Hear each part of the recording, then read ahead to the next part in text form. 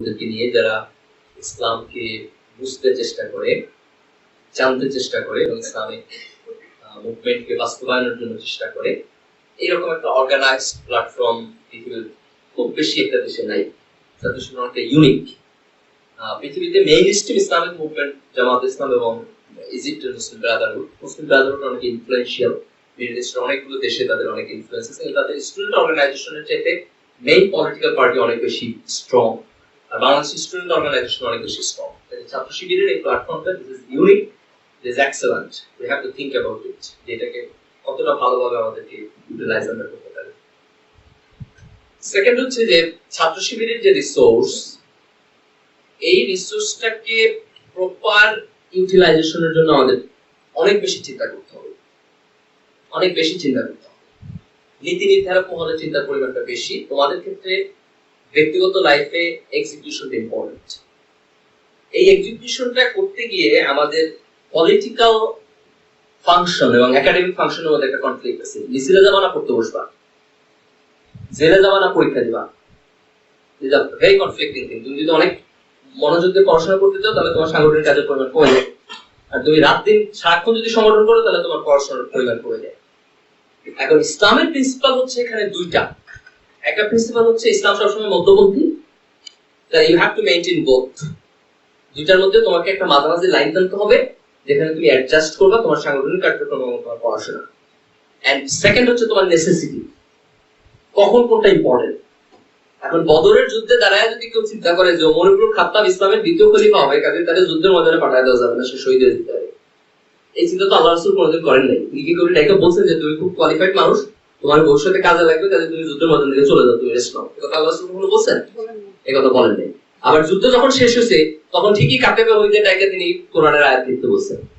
ইসলাম যখন একটু এস্টাবলিশড হয়েছে তখন সাহাবীরা ইজতিহাদ করতে বসে গেছেন, তখন ইসলামের বড় বড় মুহাদ্দিসের জন্ম হয়েছে, ইসলামের বড় বড় স্কলারের জন্ম হয়েছে। কাজে নেসেসিটিটা আমাদের জাস্ট করতে হবে। যখন ক্রিটিক্যাল সিচুয়েশন, তখন ক্রিটিক্যাল সিচুয়েশন তোমাকে হ্যাম্পার করবে, কিন্তু যখনই তুমি একটা সুযোগ পাবা then you have to utilise your time.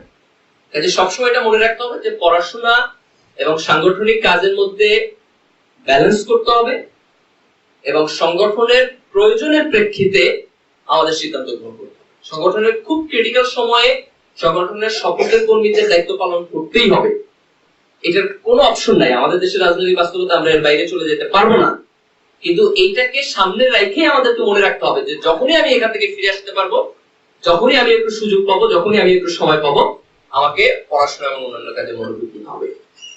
আমি ব্যক্তিগতভাবে স্কুল এবং কলেজের ছাত্রদের মিছিল, মিটিং এবং অন্যান্য কার্যক্রমে অংশগ্রহণটাকে খুব বেশি ভালো চোখে দেখি না। This my personal opinion.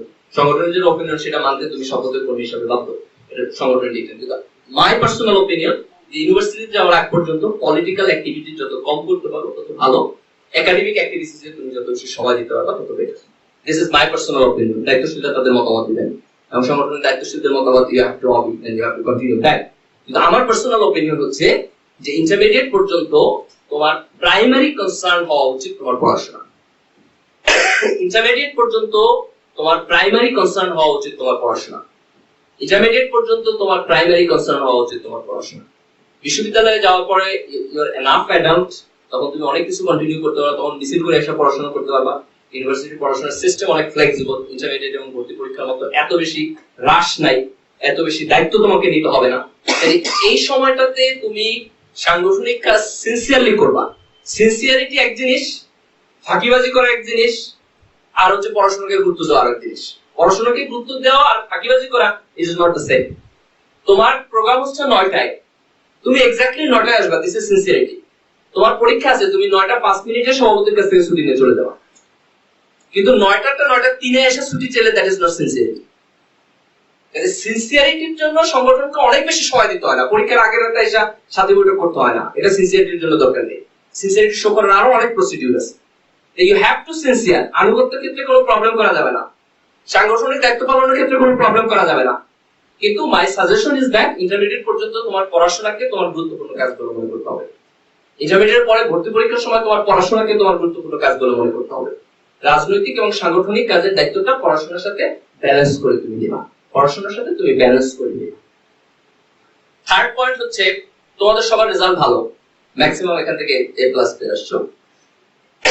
নিজের যোগ্যতার ব্যাপারে একটু কনফিডেন্ট হইতে হবে। আমার কানাডা গিয়ে একটা অভিজ্ঞতা যেটা আমার পার্সোনাল মনে হচ্ছে, সেটা হচ্ছে যে সারা পৃথিবীর কোথাও এমন আহামরি কিছু নাই যেটা আমি আর তুমি ট্রাই করলে পারবো না। পৃথিবীর কোথাও এরকম আমরা আমেরিকা কানাডা মানেই মানে দুনিয়ার এমন কিছু না দূরের থেকে ফ্যালফাল করে তাকায় থাকতে পারে আমরা কিছু করতে পারবো না। আমাদের ইন্ডিয়া থেকে, বাংলাদেশ থেকে, পাকিস্তান থেকে প্রচুর ছাত্র ওখানে যাচ্ছে, তারা সেখানে পিএইচডি করতেছে, রিসার্চ করতেছে, প্রফেশনালি ভালো করতেছে।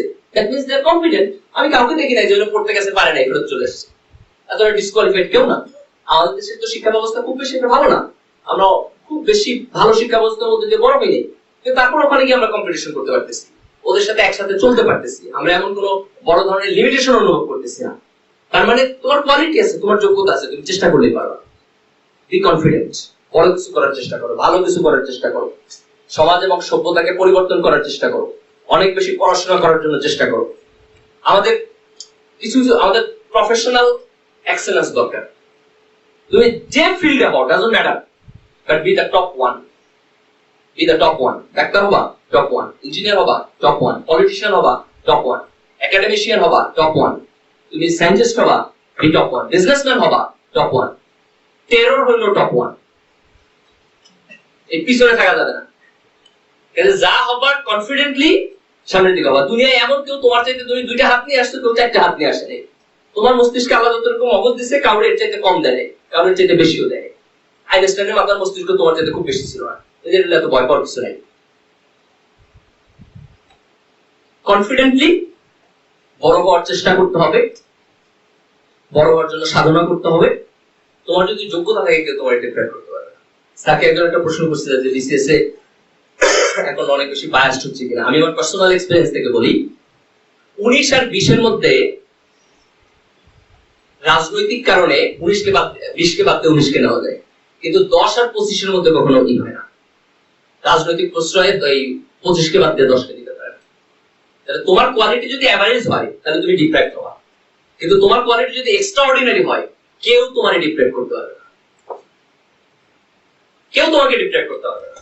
কিন্তু তোমার কোয়ালিটিটা এক্সট্রাঅর্ডিনারি হতে হবে। এতে নিজের কোয়ালিটিটাকে এই পরিমাণ উপরে উঠে ফেলো যে তোমাকে আন্ডার এস্টিমেট করার পরে কতটা করবে। মানুষের তো একটা লজ্জা আছে, সবকিছু তো নেগেটিভ করতে পারে না। এতে তুমি তোমার কোয়ালিটি এবং পজিশনটাকে এত বড় করে ফেলো যে দেখবে কেউ তোমাকে আন্ডার এস্টিমেট করতে পারবে না,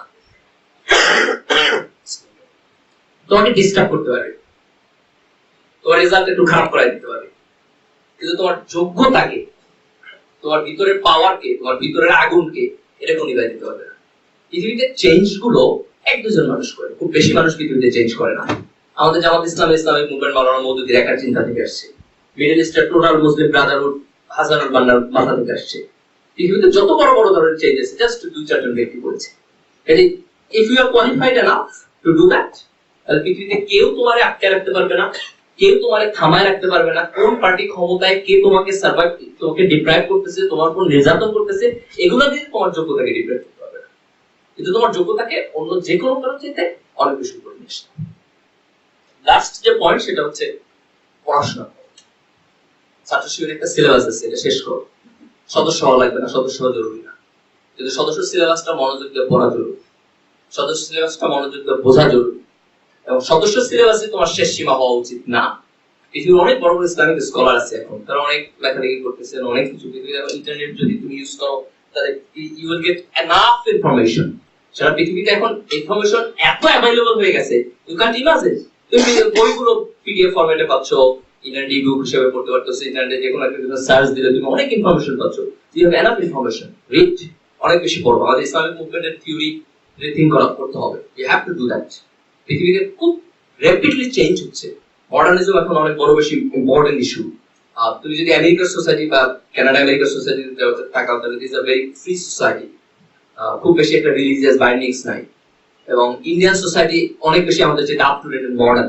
আমাদের বাংলাদেশের সোসাইটি এখন যেরকম আছে, আগামী 10 বছরে তার চেয়ে আরো অনেক বেশি আপ টু ডেট এবং মডার্ন হয়ে যাবে। অনেক বেশি খোলামেলা বিষয়গুলো আসবে, ইসলাম পর্দার বিষয়গুলোর ক্ষেত্রে রিল্যাক্স হবে, টেকনোলজির মিসইউজ হবে, কালচারাল ক্ষেত্রে আন ইসলামিক ফাংশন গুলো আসবে। ঠিক তার প্যারালালি আমাদেরকে একটা ইসলামিক কালচার, সমসাময়িক এনভায়রনমেন্টের এলিমেন্ট গুলোর সাথে কিভাবে নেগোশিয়েট করতে হবে সেটা জানতে হবে। এবং যোগ্যতার দিক দিয়ে তোমাকে কম্পিটেন্ট হতে হবে। কাজে পড়াশোনা বাড়াইতে হবে। যত বেশি পড়বা, পৃথিবীর সারা বিশ্বের সিচুয়েশন গুলোকে যত বেশি বুঝবা, তত তুমি ইসলামিক মুভমেন্ট, তার পারিপার্শ্বিক অবস্থা, তার ডেভেলপমেন্ট, আমাদের সামনের যে দায়িত্ব, সেই দায়িত্বগুলো সম্পর্কে তোমাদের অনেক ভালো কনফিডেন্স চলে আসবে। এবং সর্বশেষ যেটা ইম্পর্টেন্ট, সেটা হচ্ছে তোমার নৈতিক চরিত্র। আমরা যত কিছু করি, যত যোগ্যতা অর্জন করি, যত জায়গায় যাই, যত বড় বড় মুভমেন্ট করি, আল্লাহর কাছে আমরা যখন জবাবদিহি করতে যাব, তখন সামষ্টিক জবাবদিহিটা কিন্তু হবে না। প্রত্যেক ব্যক্তিকে তার আমলনামা নিয়ে এককভাবে আল্লাহর কাছে জবাবদিহি করতে হবে। এবং এই জবাবদিহির জায়গায় তাকওয়া ইম্পর্টেন্ট। যদি তোমার তাকওয়া থাকে, তুমি আল্লাহর কাছে জবাব দিতে পারবা। তাকওয়া ইজ ভেরি টাফ থিং। আমরা খুব সিম্পলি এটাকে বলে ফেলি, কিন্তু মুত্তাকি হওয়াটা খুব ভেরি ভেরি টাফ থিং। মুত্তাকি হচ্ছেন সেই ব্যক্তি, যে ব্যক্তির আউটার অ্যাপিয়ারেন্স, যে তুমি কেমন মানুষ এটা সম্পর্কে তোমার বন্ধু বান্ধব, তোমার আত্মীয় স্বজন, তোমার বাইরের লোক, তোমার সংগঠনের দায়িত্বশীল, এদের যে ধারণা, আর তুমি আসলেই কেমন মানুষ, চোখ বন্ধ করে যেটা ইম্পর্টেন্ট, সেটা হচ্ছে তোমার নৈতিক চরিত্র। আমরা যত কিছু করি, যত যোগ্যতা অর্জন করি, যত জায়গায় যাই, যত বড় বড় মুভমেন্ট করি, আল্লাহর কাছে আমরা যখন জবাবদিহি করতে যাব, তখন সামষ্টিক জবাবদিহিটা কিন্তু হবে না। প্রত্যেক ব্যক্তিকে তার আমলনামা নিয়ে এককভাবে আল্লাহর কাছে জবাবদিহি করতে হবে। এবং এই জবাবদিহির জায়গায় তাকওয়া ইম্পর্টেন্ট। যদি তোমার তাকওয়া থাকে, তুমি আল্লাহর কাছে জবাব দিতে পারবা। তাকওয়া ইজ ভেরি টাফ থিং। আমরা খুব সিম্পলি এটাকে বলে ফেলি, কিন্তু মুত্তাকি হওয়াটা খুব ভেরি ভেরি টাফ থিং। মুত্তাকি হচ্ছেন সেই ব্যক্তি, যে ব্যক্তির আউটার অ্যাপিয়ারেন্স, যে তুমি কেমন মানুষ এটা সম্পর্কে তোমার বন্ধু বান্ধব, তোমার আত্মীয় স্বজন, তোমার বাইরের লোক, তোমার সংগঠনের দায়িত্বশীল, এদের যে ধারণা, আর তুমি আসলেই কেমন মানুষ, চোখ বন্ধ করে তুমি নিজেকে যতটুকু জানো, তোমার ইনওয়ার্ড, এই দুইটার মধ্যে যদি কোনো পার্থক্য না থাকে, তাহলে তুমি পারফেক্ট মুত্তাকি। আর দুইটার মধ্যে যদি পার্থক্য থাকে, হিপোক্রেসি থাকে, তাহলে তুমি ওইটুকু মুনাফিক। তো দিস ভেরি ক্রুশিয়াল। তুমি নামাজ পড়তেছো, এখন তোমার পাশে যদি আমি দাঁড়াই, তোমার শরীরের মধ্যে একটা সতর্কতা আছে যে আমার দায়িত্বশীল পাশে আছে, you very sensitive in your namaz, you very sensitive. I don't know তোমাদের ক্ষেত্রে, আমার ক্ষেত্রে হয়। আর কেন্দ্রীয় সভাপতি পাশে এসে দাঁড়ালে আরো একটু সিনসিয়ার লাগবে। আমি চোখ বন্ধ করে তুমি চিন্তা করো যে তুমি আল্লাহর সামনে দাঁড়িয়ে নামাজ পড়তেছো, তো তোমার শরীরের লোমের মধ্যে তো চেঞ্জটা অন্যরকম হবে, হওয়া উচিত। কিন্তু আমরা কখনো এই চিন্তাটা ওইভাবে আনতে পারি না। ব্যক্তি মানুষের ক্ষেত্রে আমার সামনে জলজন্ত একজন মানুষ থাকলে, আমার সামনে জলজন্ত দায়িত্বশীল থাকলে, আমার মধ্যে যে সতর্কতা তৈরি হয়, আল্লাহকে চিন্তা করে ওই পরিমাণ সতর্কতা আমার মধ্যে আসে না। যদি আসতো তাহলে এটা তাকওয়া হতো, ওইটা মুত্তাকি হতো। তাকওয়াটা হচ্ছে তোমার ভিতরে এবং বাইরে কোনো পার্থক্য থাকতে পারবে না। আমি আবার বলতেছি, তোমার ভিতরে এবং বাইরে কোনো পার্থক্য থাকতে পারবে না।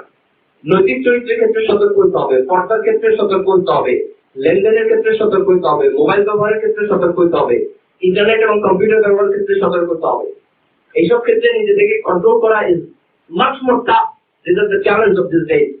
বাট এই চ্যালেঞ্জ তোমাকে নিতে হবে। তুমি সংগঠনের শপথের করবি, তুমি সাথী, তুমি বিপ্লব করবা, তুমি ইসলামী আন্দোলন করবা, এই চ্যালেঞ্জটা তোমাকে নিতে হবে। তোমার নৈতিক চরিত্রকে প্রিজার্ভ করতে হবে। This is the pre condition of everything. যদি তোমার নৈতিক চরিত্রের পতন হয়, তুমি যত বড় যোগ্যতা সম্পন্ন মানুষ হও, তুমি আল্লাহর কাছে মাপ পাবে না। আর ওই জায়গায় যদি তুমি মাপ না পাও, তাহলে তোমার ইসলামী আন্দোলনের সবকিছু শেষ হয়ে যাবে। আর তোমার নৈতিক চরিত্র যদি ঠিক থাকে, তাহলে আল্লাহর রহমতে তুমি যদি চেষ্টা করো, পরিশ্রম করো, সাধনা করো, তাহলে তুমি অনেক বড় হতে পারো। যে তুমি যদি ইসলাম সম্পর্কে অনেক বেশি মনোযোগ দিয়ে পড়াশোনা করার জন্য এখন চিন্তা করো, তাহলে তোমার পক্ষে ইসলামের উপরে আলেম হওয়া সম্ভব। তোমার কাছে ইসলামের ফিকার ব্যাপারে স্পেশালিস্ট হওয়া সম্ভব, ইসলামের ইকোনমিক্সের ব্যাপারে স্পেশালিস্ট হওয়া সম্ভব। আমার সাজেশন হচ্ছে, be sincere, be serious about your academic study and as well as your সাংগঠনিক দায়িত্ব। তোমার নৈতিক চরিত্রকে প্রিজার্ভ করতে হবে এবং ইসলাম সম্পর্কে ব্যক্তিগত উদ্যোগে পড়াশোনা করতে হবে অনেক বেশি, অনেক বেশি। মাওলানা মওদুদীর মতো লোক হওয়ার জন্য চিন্তা করতে হবে। আমাদের আরো অনেক বেশি মাওলানা মওদুদীর দরকার, আমাদের আরো অনেক বেশি সৈয়দ কুতুব শহীদ দরকার। আমাদের 2011 সালের প্রেক্ষিতে ইসলামিক মুভমেন্টকে আবার নতুন করে চিন্তা করার জন্য আরেকজন মওদুদী দরকার। Maulana Maududi was excellent for his age, for his time. কিন্তু এখনকার সমাজের জন্য ওই মাপে ইসলামিক স্কলার দরকার, ইউসুফ কাযাবির মতো স্কলার দরকার। And that should be come out from you.